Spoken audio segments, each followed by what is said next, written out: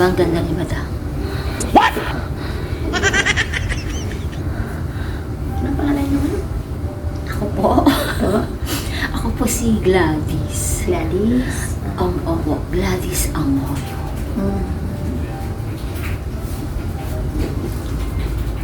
Oh my God!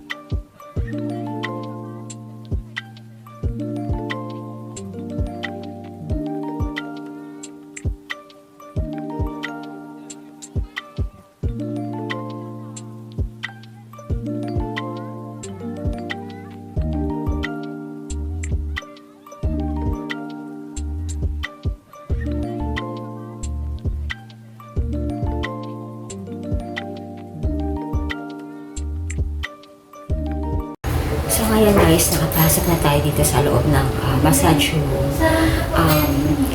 Nakita niyo naman yung maliit na room, di ba? Ito lang naman siya. Ayan. Ayan.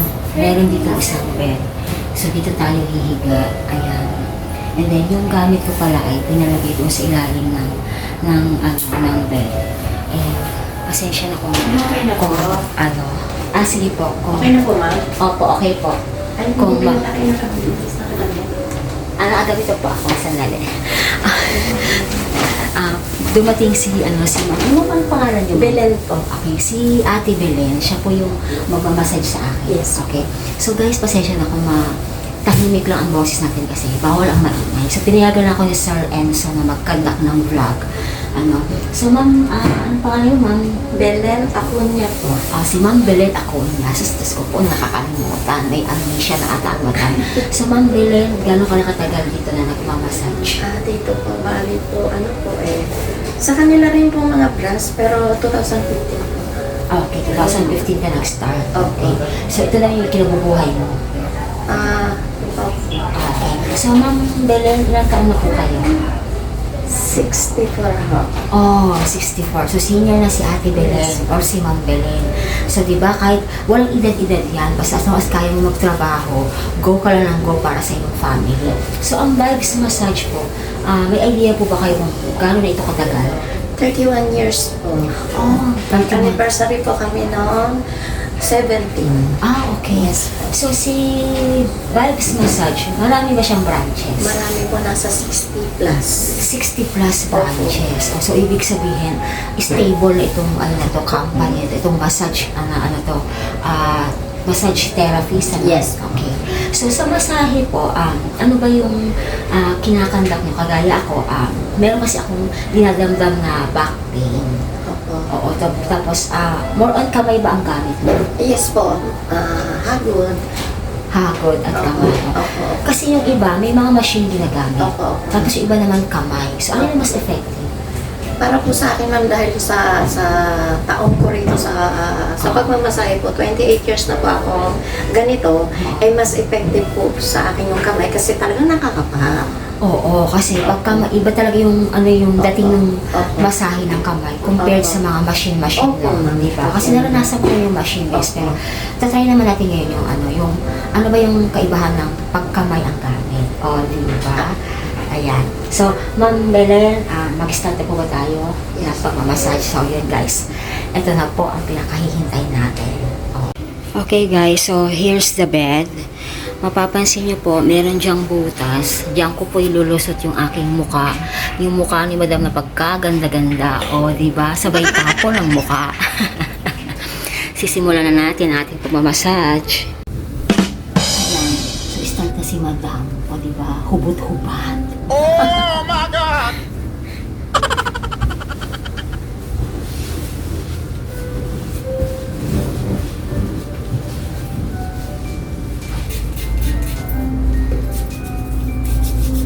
Simulan na po kami ng session.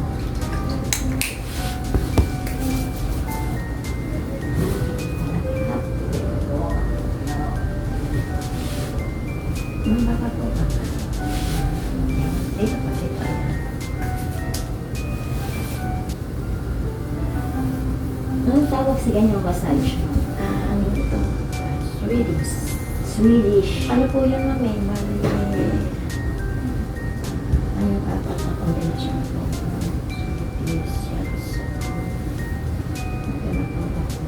So, meron kang oil na nilagay. Yan po. Konti po parang medyo halo. Ayan. Okay lang ba? O, yan. Ayan.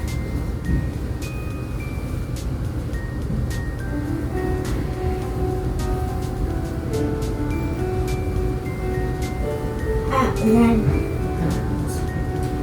May pilay po talaga ako.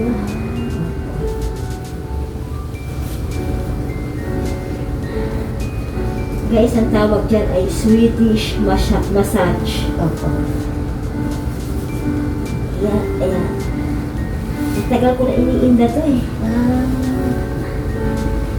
Yan, yan. Ito naman siya sabi ko sa inyo, may masakit kayo. Pwede naman po siguro ibaba na po. Then yung show. Hindi po, dito po yung ninadaanan mo.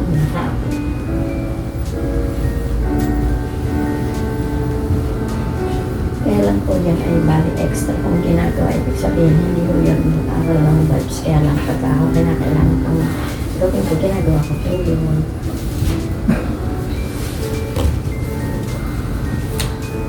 Ang sarap. Ramdam na ramdam ni Madam. Ramdam ko guys yung ano. Ang sarap pala magpamassage. Nilagay siya ng ano, oil yung kamay ni Ma'am Belen and masarap pala yung Swedish massage. Anong tawag sa ganitong massage? Yan na nga po. Halos more on Swedish. More on Swedish massage. Yung ay, mga kalikutan. Kung kanina sa likod ko kasi dinaramdam ko ngayon na yung mga braso. This is for only 30 minutes guys. Napakamura na. For only 260 pesos. 30 minutes. Nakapagpamassage ka na. Pasensya na kayo kay Madam dahil hindi na ako kaputihan. Pero makinis naman. What? Yung isa nangangalay yung mga braso natin. Mga binte. Mga ganito. Kailangan galaw-galaw. Baka may stroke. Okay na po. Dalhin mo na lang yung ano. Ang pulikod niya lang po. Tapos kung di ba hihilutin niyo po yung ulo. Pwede naman po siya makahiga pag yung ulo na po. Masabi na lang po sa akin. Yung okay po niya mo, hindi na po. O kasama po. Hindi kasama po itong braso. Basta nakaupo lang. Akala ko yung wala ako ni Madam. Half body lang naman po inabail namin. Whole body. Pero pag ano po, Kaya ano pala yung dito ko hinihilot-hilot. Akala ko yung hulaan niya. Opo, kaya Basta na po. tihaya lang ha. Tapos yung pressure po, ma'am, sabi na lang po kay mama kung kaya po. Baka mabot hanggang kilikili. Oh, sabi mo na lang sa May kiliti ko dyan. Huwag dyan. May kiliti ko Shoot lang dyan. naman ta para matagal ang sakit ang ano. Sakit. Balik ka agad. Pag kayo mga ganito, yung mga ano, hinihilot-hilot din. Ayan. Diba? Hinahanap niyo yung mga buto-buto ko. Dito. Yan po si Ate Belen. Diba? Yung pang, ganito. Ayan. Hilotin yan. Mawala niyo ba kung kailan ako ikakasal? Kailan darating yung tawad ko? Mahuhulaan, di ba? Mag-aaral na po natin maging Mag-aaral na siya mahuhula. Hindi mo yung ginagawa sa palad ko yan. Diba? O pati mga ganitong daliri. Ayan, mga ganito. Ayan, hinihilot-hilot. Yung mga ganyan-ganyan. Dito sa gilid-gilid. Ayan, ito rin mga daliri. Ayan. Diba? Pati dito, ayan, mga ganyan. O, tumatunod pa. Halatang may mga pila, yung mga daliri yung mata. Siguro sa kakasulat ko yan. Nakakasulat sa office. O, yan. Yan. Pati dito, yan. Hilot niya. Malig talaga. Kaya nga pinahilot ko dito yung anak ko kasi sipon lang. Diba? Sexy din Pinta kasi mata. kami sa gabi. Hayaan niyo na kung di ako mabuti sa paningin nyo. Basta ako, sexy ako sa paningin ko at maganda. Huwag na kayo kumontra. Ayan.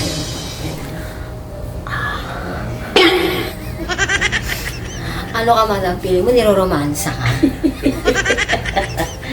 O, di ba Ate Belen? Yan, balikat naman daw. Ayan si Ate Belen. Para makita. Ayan. Aray. Ramdam ko. Madalas kasi nangangalay yung ano ko, yung balikat, pati yung likod. Ayan. Kasi po na, minsan Oh my God! nabasa yung kamay. Pag nabasa yung kamay, umaakit hanggang sa dibdib, hanggang sa balikat. Ate Belen, hindi ko alam kung may galit ka eh. Charot. Nasasaktan kayo. Kasi, ano, maganda rin ganun, at least maramdam mo, di ba? Opo, ma'am. After naman ito yung kaginhawaan naman Opo, kasi ma'am, mararamdaman. hindi naman po ito sasakit ng walang dahilan. Ibig sabihin, pag walang mga lamig-lamig, yung Oo. mga sakit sa katawan, hindi po ito masakit, ma'am. Ah, okay. Eh kaso kapag ka yung siyempre may nakakapa tayo, yung ma'am hindi hard ang ginagawa ko sa inyo, medium lang po. Oh, medium lang. Opo, yes. Kaya lang yun nga may nakakapa ako, siyempre kailangan. May nakakapa ka bang Yes po. kayamanan? Ano nakakapa ni Ate Belen? Yes. Lamig. Pilay, wala. Wala po. Walang pilay. Okay lang. More on, Ma'am Belen, dito ba, meron din ba mga blind person? Totally kasama ko dito ma'am, totally ako lang po ang may mata. Ah, okay. Yes. So, ikaw pa talaga yung medyo maayos yung paningin. Talaga pong maayos. Ah, okay. Konting diferensya lang po. Konting diferensya Hindi lang. lang po ako blind. Ah, okay.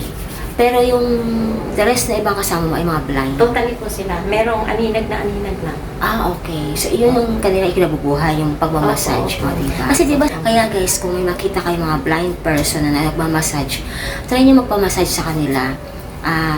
Nakatulong sila sa inyo para makaginhawa, no? Yung makaramdam ng pagkaginhawa sa kabila ng mga pain na nararamdaman nyo. And aside doon, nakatulong din kayo sa kanila. Kasi